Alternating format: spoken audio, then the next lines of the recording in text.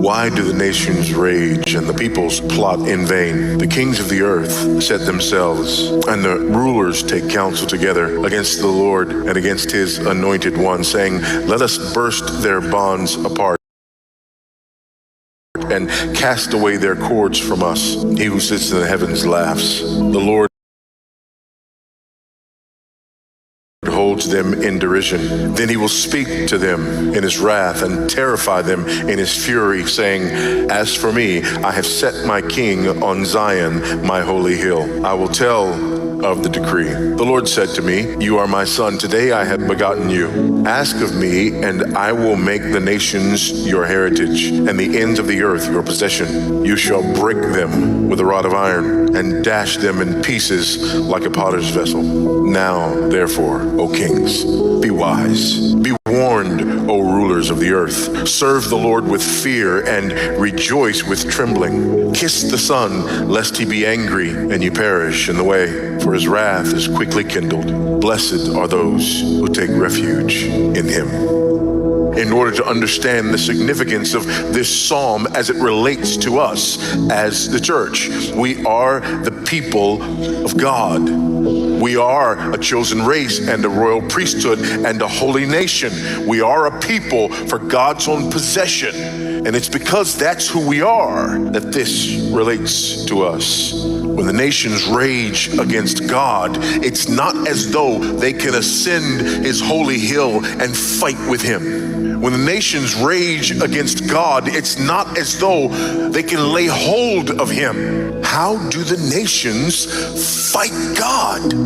The answer is they can't fight God per se. So what they do is they fight God's people. They go to war with the church. You go to war with those who represent him.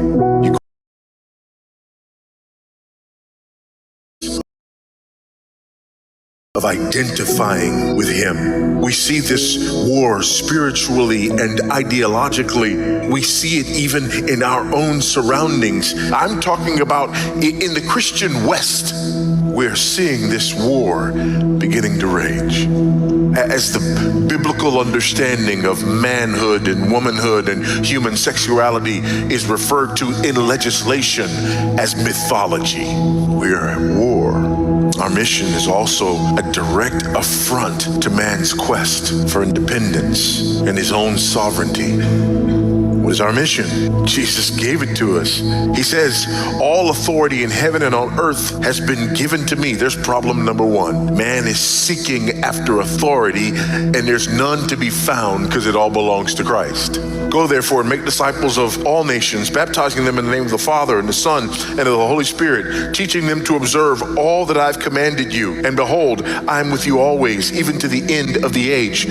He doesn't just say, go and baptize people and bring people into the church where they do church things and leave it there. No, he says, go and baptize them in the name of the Father, Son, and the Holy Spirit, and then teach them to observe. Teach who? The nations. Teach them that they don't get to call their own shots.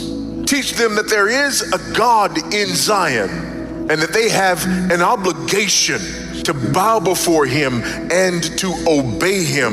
And when we do that, it's clear to see why Psalm 2 would be relevant to a militant and triumphant church. In the first three verses, we see that sinful man is at war with God. Sinful man is at war with God. And if you don't believe this, you are incredibly naive. If you think that sinful man can just coexist with God, why do the nations rage and the peoples plot in vain? The kings of the earth set themselves, and the rulers take counsel together against the Lord and against his anointed, saying, let us burst their bonds apart and cast away their cords from us. We don't want them to control us. It's like a child looking up defiantly and saying, you're not the boss of me. Nations rage, peoples plot, kings set themselves, rulers take counsel together. There is a sense in which the whole world, and yes, it is the whole world is at war with God. There's a picture of the peoples of the world assembling against God, amassing their armies, if you will, against God, preparing all the firepower they have to go to war against God, and actually believing that if enough of them amass, that they can stamp him out, coming to fight against God himself. This is a fool's errand, because it's not possible to win. Their armies have no chance. Nevertheless, they amass for war. We see it all the time, don't we? You look at people's lives, and sometimes I look at people's lives and I watch them war with God, and you just want to look at them and say, stay down. Why does man insist on warring with God?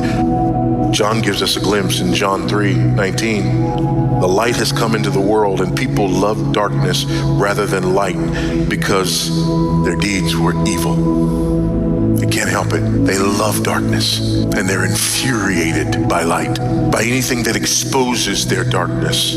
Ephesians chapter 2, verses 1 through 3. We know these verses, don't we? And you were dead in your trespasses and sins in which you once walked, following the course of this world, following the prince of the power of the air, the spirit that is now at work in the sons of disobedience, among whom we once lived in the passions of our flesh, carrying out the desires of the body and the mind, and were by nature children of wrath like the rest of mankind.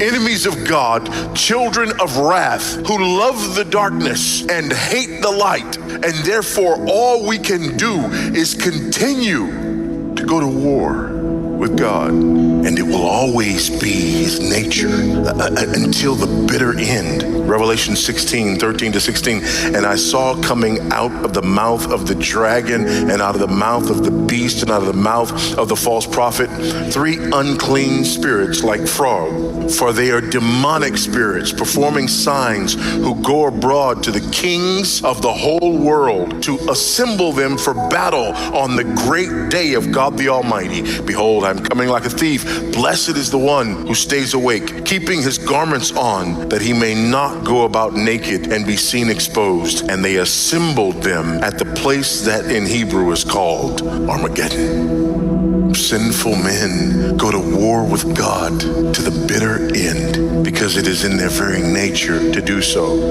We didn't fully understand Psalm 2 until the coming of Christ. Listen to Acts chapter 4, beginning of verse 26.